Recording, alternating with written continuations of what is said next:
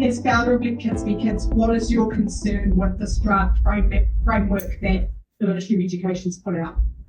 Yeah, so from an initial look, our concerns are that the topic's been a hot topic since Winston Peters announced that in the coalition agreement that they were going to remove and replace the gender, sexuality and relationship-based guidelines. And a key component of that is the gender ideology component of it. So one would expect that these draft guidelines would come out and there wouldn't be any of that in there. But we've found that that piece is still in there. So that's just one of the concerning pieces. And just as we discussed before, you feel like the gender stereotypes being included, even if it's like the typical male, female stereotypes, like a woman should stay home and look after children or stuff, you still aren't comfortable with those gender stereotypes being in there.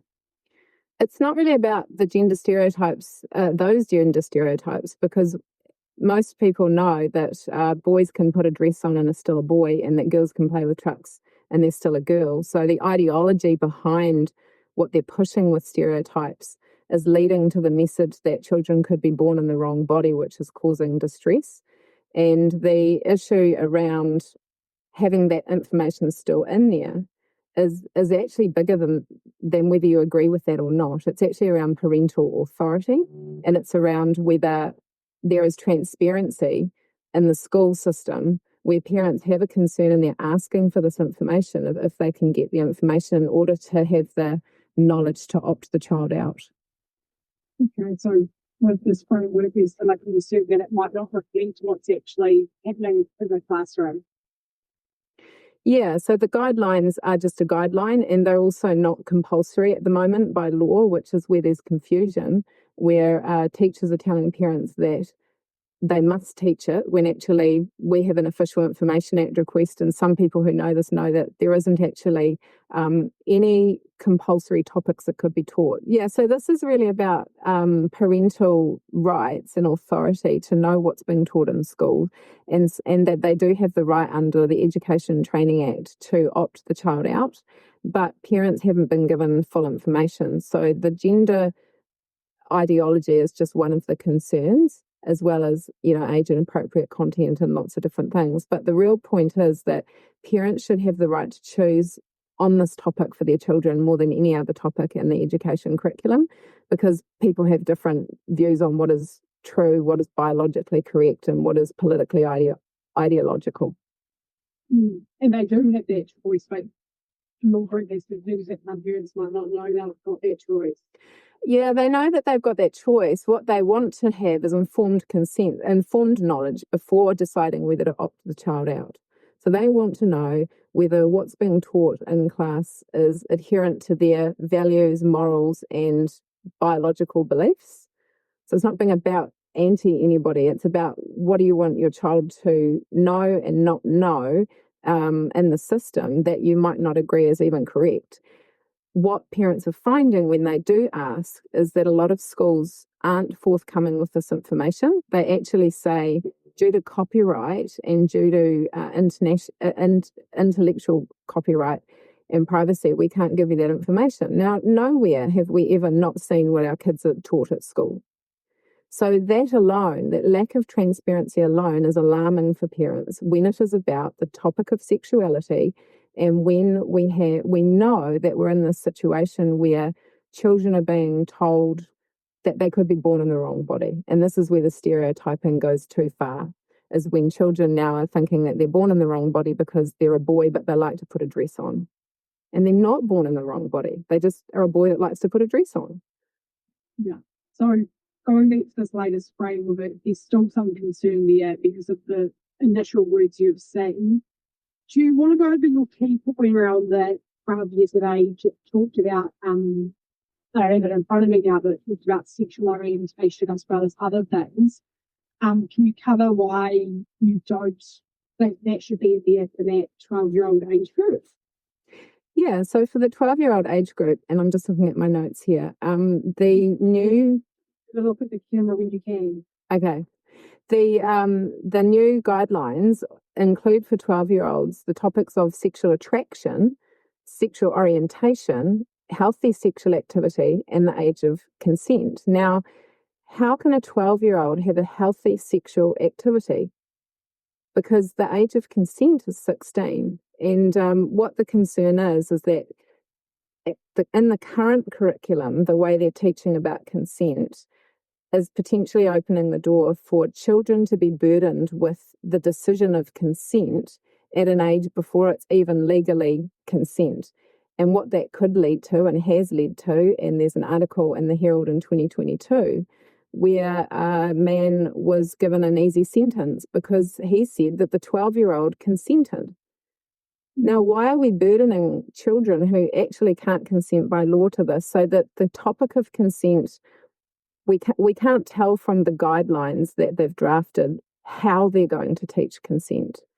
But that's something that parents should have full transparency around, because it needs to be taught in a way, but it doesn't mean that it's being taught in the correct way, because we actually have a rise in child-on-child sexual abuse.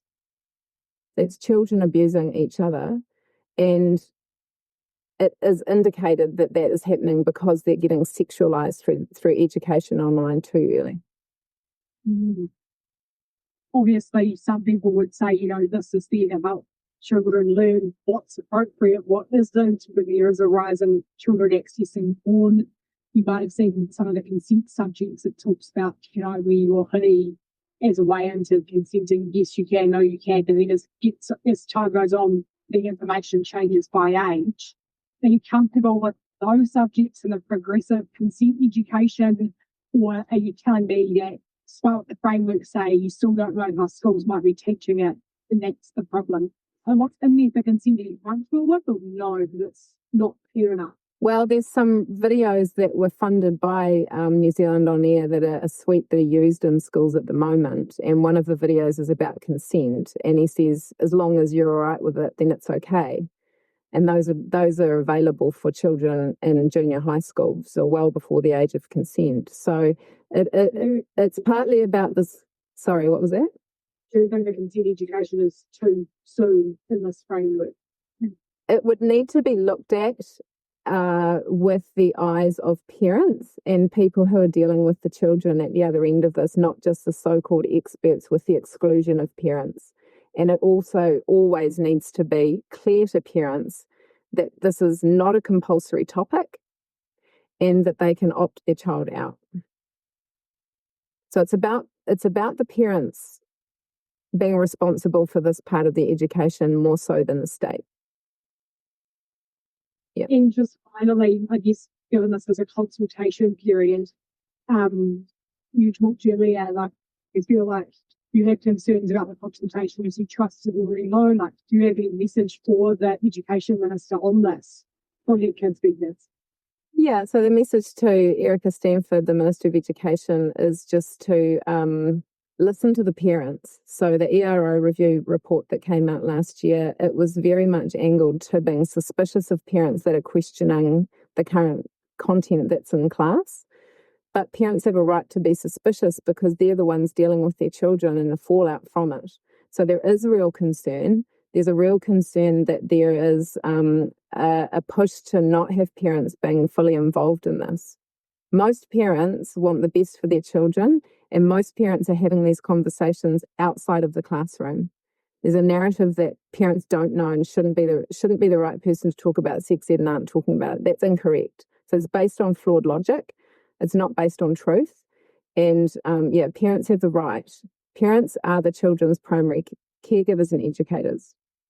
Can I just ask you about the 2020 guidelines? Currently looking at a copy of them yesterday, there was a lot more rainbow cultural terminology than what's in this one. I could see, intersex in this one, or asexual, lesbian and gay, but it doesn't have all the other terms. Are you more comfortable with this, with the reduction in gendered terms? Or I know you're saying you've still got concerns. Do you think it's an improvement, or you don't even have a perspective on whether it's an improvement from the Med-20 guidelines? Yeah, it's a step in the right direction, but it's just a guideline. So interest is more into what does the learning material in class end up looking like, because that's what the children are being confronted with. And what the guidelines are is not what's taught in class. And Erica Stanford will say that. What we worry about is what's taught in class.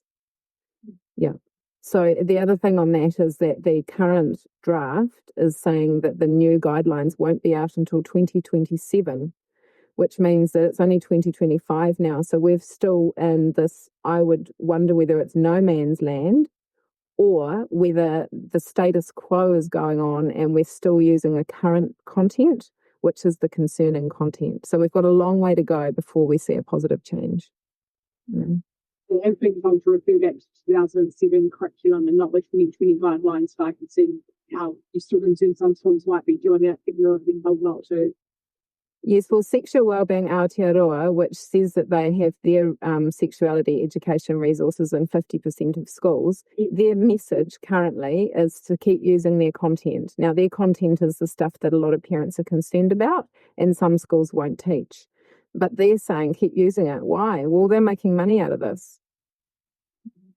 Is the content more in line with the 2020 guidelines? Yes, it is the recommended guidelines, and the Ministry of Education has endorsed it.